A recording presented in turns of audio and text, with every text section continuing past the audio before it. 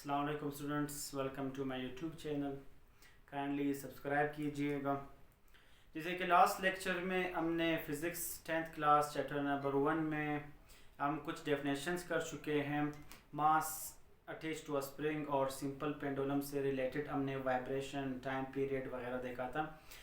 अब हमारे पास जो नेक्स्ट टॉपिक है वो है टाइप्स ऑफ वेव्स। वेव्स के टाइप्स क्या है? वेव के टाइप्स में सबसे स्टार्ट है वो है मैकेनिकल वेव्स। मैकेनिकल वेव्स हमारे पास क्या है कि the waves which require a medium for its propagation. वो वेव जिसके लिए मीडियम की ज़रूरत होती है, विच रिक्वायर अ मीडियम, जिसके लिए मीडियम की ज़रूरत होती है फॉर इट्स प्रोपगेशन। प्रोपगेशन को समझने के लिए आसान मिसाल इस तरह है कि वेव का आगे बढ़ना, वेव का बनना, वेव का एक ख़ास डायरेक्शन में चलना, उसके लिए एक मीडियम की ज़रूरत है। वो मीडियम की ज़रूरत होना, आप कहेंगे मीडियम क्या है? मीडियम का मतलब कोई ज़रिया। ज़रिया मीन्स कोई सोर्स। किस तरह से?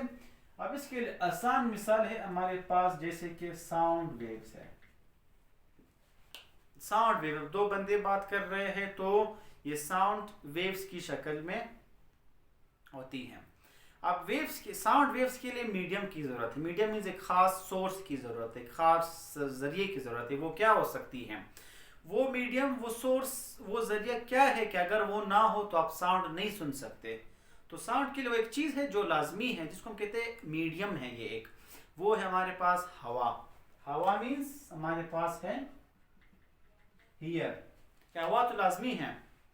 अब दो बंदे हैं, उस कमरे से आप हवा निकाल लो तो वो सामने वाला, या मैं जितना भी चिल्लाऊं चीखूं, सामने बंदा खड़ा, उसको कोई आवाज़ सुनाई नहीं देगा। क्यों? क्योंकि यहाँ पर मीडियम ही नहीं है। मीडियम मीन्स हवा हमने यहाँ से निकाल दिया। तो अब साउंड के लिए ज़रूरत क्या है कि वो वेव के लिए किस चीज़ की ज़रूरत है? The waves which require a medium, जिसके लिए मीडियम की ज़रूरत है। वो मीडियम क्या है हमारे पास? हियर, हवा की ज़रूरत है। हवा होगा तो साउंड आप सुन सकते हो, साउंड प्रोड्यूस होगा। तो एक सिंपल मिसाल है कि इसके लिए मीडियम की ज़रूरत होती है। इसी तरह दूसरा है इलेक्ट्रोमैग्नेटिक वेव्स। इलेक्ट्रोमैग्नेटिक वेव्स क्या है? इसी डेफिनेशन को देखकर वो वेव्स है which do not require a medium for its propagation. ये वो वेव्स है जिसके लिए किसी मीडियम की ज़रूरत नहीं है।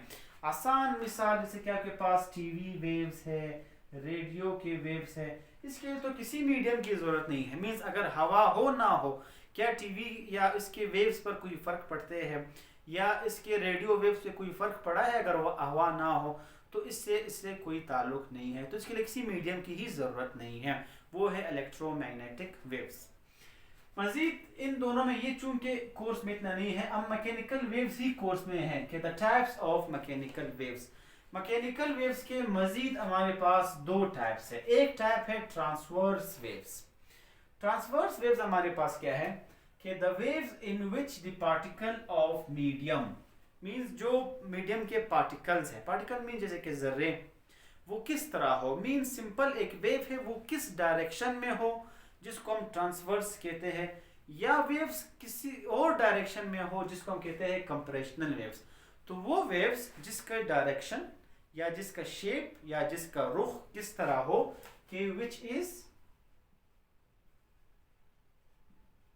which is perpendicular in the direction of waves. Direction of wave means direction किस तरफ फ्लो हो रहा है। क्या डायरेक्शन वेव, क्या वेव इस तरफ है, क्या वेव इस तरफ है। मीन्स वेव्स जिस तरफ ही होंगे, ये वेव्स जो है परपेंडिकुलर होंगे। जब ये परपेंडिकुलर होंगे उसको हम कहते हैं ट्रांसवर्स वेव्स। अब आप कहेंगे कि परपेंडिकुलर का यहाँ पर क्या मतलब है, तब ही जाकर आपको ट्रांसवर्स वेव समझ आएगा। परपेंडिकुलर का मतलब यह है, अब जैसे कि हमारे पास आम खास एक वेव है। एक वेव यहां पर मैं ड्रा करता हूं।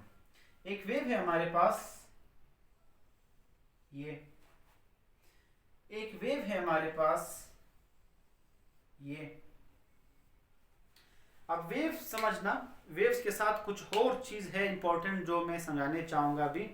वो क्या है कि परपेंडिकुलर। परपेंडिकुलर जब भी आप सुनो, परपेंडिकुलर का आसान अल्फाज में मतलब होता है up down. Up down means ऊपर नीचे। वो वेव्स जो ऊपर नीचे हो, वो वेव्स जो ऊपर नीचे हो, ऊपर नीचे हो मींस अप डाउन हो, इस तरह की वेव्स को हम कहते हैं ट्रांसवर्स वेव्स। दूसरा टाइप है मैकेनिकल वेव्स का, इसको हम कहते हैं कंप्रेशनल वेव्स, या इसी कंप्रेशनल वेव्स का दूसरा नाम है जिसको हम कहते हैं लॉन्गिट्यूडनल वेव्स। तो क्वेश्चंस में एग्जाम में कुछ भी आ सकता है, अगर क्वेश्चन में लिखा हो कंप्रेशनल वेव्स या आया लॉन्गिट्यूडनल वेव्स, ये एक ही चीज है, तो एक वेव्स के दो ही नाम हैं, तो आपने दोनों नाम ध्यान में रखने होंगे। The waves in which the particle of a medium is means wave की क्या डायरेक्शन, जैसे कि अप डाउन जिसको हम कहते हैं ट्रांसवर्स। अब कोई और वेव्स है जिसको हम कहते हैं कंप्रेशनल वेव्स, या जिसको हम कहते हैं लॉन्गिट्यूडनल वेव्स, या जिसको हम कहते हैं पैरेलल वेव्स भी कहते हैं। तो अगर वो वेव्स जो परपेंडिकुलर हो, अप डाउन हो, उसको कहते हैं ट्रांसवर्स वेव्स। वो वेव्स जो पैरेलल हो, पैरेलल का क्या मतलब है, पैरेलल मींस जो आसान अल्फाज में जो लेफ्ट राइट हो के मोशन में हो, उसको हम सिंपल कहते हैं कंप्रेशनल वेव्स। किस तरह, जैसे एक स्प्रिंग है, आपने स्ट्रेच किया, छोड़ दो, स्प्रिंग यू मूव करेगा, लेफ्ट राइट मूव करना, इसको हम कहते हैं कंप्रेशनल वेव्स या longitudinal waves. Up down move करना, इसको हम कहते हैं ट्रांसवर्स वेव्स। ये रहा आज का टॉपिक। इस टॉपिक से रिलेटेड लास्ट पॉइंट, जैसे कि हमने लास्ट लेक्चर में वाइब्रेशन, फ्रीक्वेंसी वगैरह देखी थी, अगर हम बात कर रहे थे किस चीज की, मास, स्प्रिंग में या पेंडुलम में हम बात कर रहे थे। अगर हम वेव की बात कर ले, वेव में वाइब्रेशन क्या होगा, वाइब्रेशन मींस साइकिल। अब देखो वेव यहां से स्टार्ट हुआ, एक अप और एक डाउन, यहां तक आप पहुंचे, इसको कहते हैं वन वाइब्रेशन, या इसको कहते हैं वन साइकिल। अगर कोई कहे कि वेव्स में टू साइकिल, टू वाइब्रेशन क्या होंगे, देखे वन फिर रिपीट होगा, टू, तो ये रिपीटेड वेव्स है, मींस इसमें दो साइकिल या दो वाइब्रेशंस हैं। इसी तरह वेव्स में अगर आप फ्रीक्वेंसी देखेंगे, जैसे कि हमने लास्ट टॉपिक में देखा स्प्रिंग के केस में या पेंडुलम के केस में, कि एक सेकंड में कितने वाइब्रेशन होंगे, कितने साइकिल्स बनेंगे एक सेकंड में, उसको हम कहते थे फ्रीक्वेंसी। यहाँ पर भी इसी तरह है कि एक सेकंड में जितने भी साइकिल बनेंगे उसको हम कहते हैं फ्रीक्वेंसी। इसी तरह टाइम पीरियड हमने देखा लास्ट लेक्चर में कि जैसे कि स्प्रिंग और पेंडुलम में, कि एक वेव का बनना स्प्रिंग में या सिंपल पेंडुलम में एक साइकिल में या एक वाइब्रेशन के लिए कितना वक्त चाहिए, वो टाइम पीरियड है। यहाँ पर भी इसी तरह है, एक साइकिल के लिए या एक वाइब्रेशन के लिए जो वक्त चाहिए, जो टाइम रिक्वायर्ड होगा, उसको हम कहते हैं टाइम पीरियड। इसी तरह वेव को हम यहाँ पर एक और डेफिनेशन से जाहिर करते हैं। वो किस तरह से, ये जो लाइन है रेड लाइन, ये मैं फर्स्ट लेक्चर में समझा चुका हूं कि ये है मीन पोजीशन। तो वेव में मीन पोजीशन के ऊपर भी एक पार्ट है वेव का, मीन पोजीशन के नीचे भी एक पार्ट है वेव का। मीन पोजीशन के ऊपर जो पार्ट है, इसका डेफिनेशन ये है above the mean position, mean position के ऊपर, उसको हम कहते हैं क्रस्ट। मीन पोजीशन के नीचे जो पार्ट है उसको हम कहते हैं ट्रफ। एक पॉइंट ये है, ये एक और डेफिनेशन हुआ। इसी को देकर हम वेव डिफाइन कर सकते हैं। देखिए एक क्रस्ट एक ट्रफ बनाता है एक वेव को, तो one crust and one trough is also called a wave, इसको भी हम वेव कहते हैं। Last point wavelength. वेवलेंथ जब भी आएगा, वेवलेंथ को हम जाहिर करते हैं इस सिंबल से।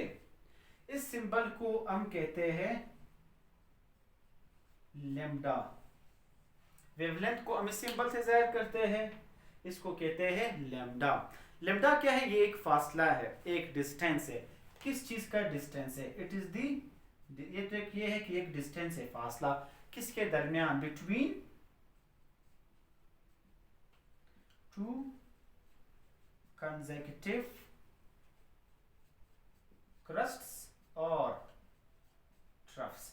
ये एक फासला है, the distance between two consecutive crust और ट्रफ। कंसेक्यूटिव में मुसलसल, अब इसके ये वेव है, दो मुसलसल क्रस्ट, दो क्रस्ट या दो ट्रफ, दो क्रस्ट के दरमियान फासला हो, दो क्रस्ट के दरमियान जो फासला है, या दो ट्रफ्स के दरमियान जो फासला होगा, डिस्टेंस होगा, उसको हम कहते हैं lambda. Lambda means it is called wave. अब ये फासला है तो लेमडा का यूनिट क्या होगा, हम इसको किस चीज में लिखेंगे, इसको हम मीटर में लिखेंगे। तो ये रहे हमारे पास टाइप्स ऑफ वेव्स। सो उम्मीद है ये आपको समझ आ गया होगा। So thank you all of you, इंशाल्लाह we will meet in next lecture. So thank you, अल्लाह हाफिज़।